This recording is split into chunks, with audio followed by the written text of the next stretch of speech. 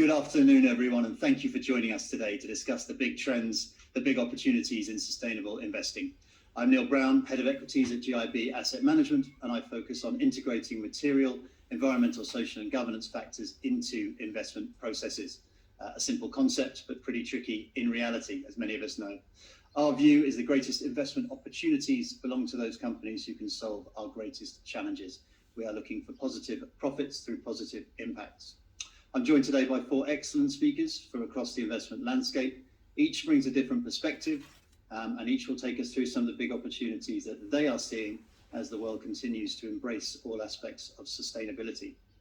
In no particular order, they are Peter Lowe, Head of Responsible Investment at occupational pension manager Alecta, one of the largest shareholders on the Stockholm Stock Exchange; Ashim Paun, Global Co-Head of ESG Research and Climate Change Strategist at one of the very early pioneers of all of this sustainability research, HSBC Bank; Ben Constable-Maxwell, Head of Sustainable and Impact Investing at M&G, a competitor I've been increasingly impressed with in recent years, although again, been at this a long time; and Anthony Maguire, Associate Director at sustainability and energy consultancy Longevity Partners, who describe themselves as a one-stop shop to achieving net zero carbon, and we will get into that. So let's start with you, Ash. Your research has focused on the energy transition. It's one of the better known areas of ESG, of course. It gets a lot of the headlines, certainly more than social aspects, although that's changed perhaps a little more recently. But this is a diverse and complex area. We're in a fast-moving field. We're all trying to scramble to deliver on the Paris Agreement. Many of us have made net zero targets and ambitions. So what's the way to play this? Do we look at the recent headlines? Do we add some renewables and EVs? Or should investors start to be looking a little deeper and uncovering some of the next wave of change of technologies, of opportunities that are out there? Okay, good question. Hello, Neil, and hello, everyone. Thanks for joining. So I guess there's no doubt that clean power generation has really been the first facet of decarbonisation. For 10 or 15 years, we've seen solar panels and wind turbines, which started off very expensive, but nevertheless being supported by the state, particularly in some northern and European and other European countries, where perhaps they felt that they had enough mandate from the taxpayers to build what were effectively very expensive new energy toys. Now, by creating scale, of course, more innovation happens to try and bring down the costs, and so the cost started to decline. And so then some other countries were able to say, okay, it's no longer going to cost me 4 times X, it's going to cost me 2 times X to build this cleaner power. And so they then felt able to start to put in place targets and subsidy regimes, importantly as well, to start to create that scale. And so what you then have is a nice virtuous circle between policy and economics, such that we had cost declines within renewables, and as we know, probably one of the best stories in the energy transition, to a point now where there is parity, and in some places they can even be delivered more cheaply at auctions than traditional ways of delivering electricity. So that's the first facet. Obviously got a long way to run. Very few countries are near that cap which comes from the intermittency of wind and solar. There's a lot more to be built in countries all around the world. So that's a kind of ongoing theme, and multiple ways still to play that. The second facet really has been around transport and taking oil off the road, and in particular with cars. So we could probably say that battery electric and hybrid vehicles have come of age. Battery costs and total cost of ownership metrics have come down. We've got hundreds of new models. And so then the question really, Neil, is that enough to meet Paris Agreement targets, to hit net zero? Well, no, it's not. The total emissions which we get from power generation and cars together are around a third of the total globally.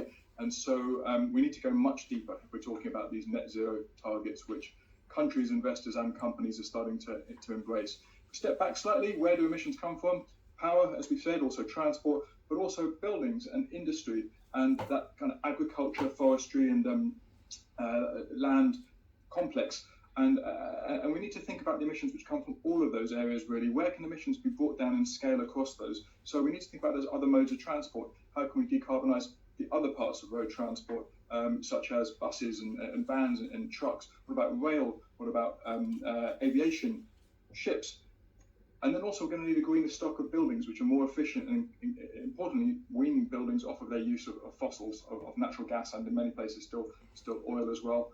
And we need to think about industrial processes. Emissions come from cement and iron and steel, non-ferrous metals, chemicals, and plastics, I guess, within that, fluorinated gases, mining emissions. It's a very, very diverse and disparate sector. There's no silver bullet. We're going to need a whole range of solutions within that. And so we need to start to think about alternative material stocks, energy feedstocks, maybe carbon capture.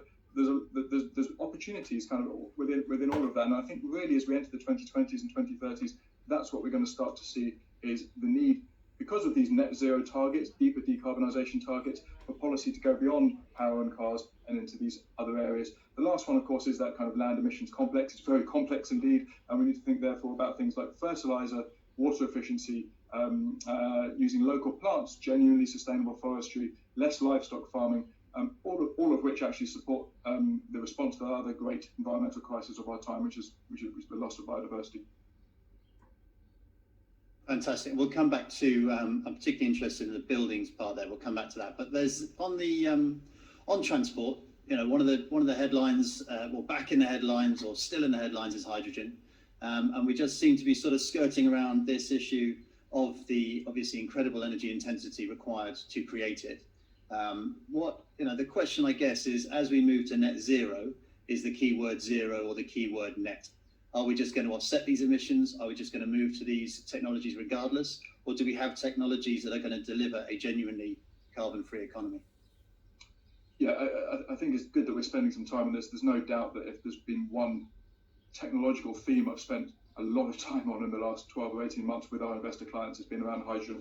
It's often called the Swiss Army knife of the energy transition, or I've heard it called that anyway, and that's because it has potential to be deployed and affect change across so many of these sectors that we've talked about.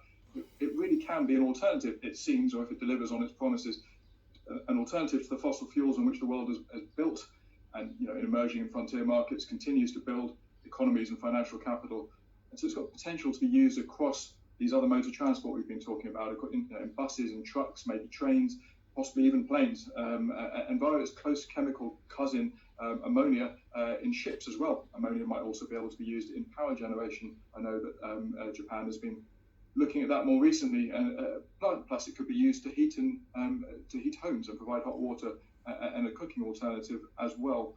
And in industry, that very diverse sector, there's several of those industrial subsectors and processes where it may have a role, particularly perhaps in things like providing the heat for cement kilns and in metal making, steel making, and such like. So what's not to like? There's lots of reasons why we should have more demand for hydrogen because of decarbonisation. But you hit the nail on the head, really. We already use hydrogen today in fertilizer creation and in refining.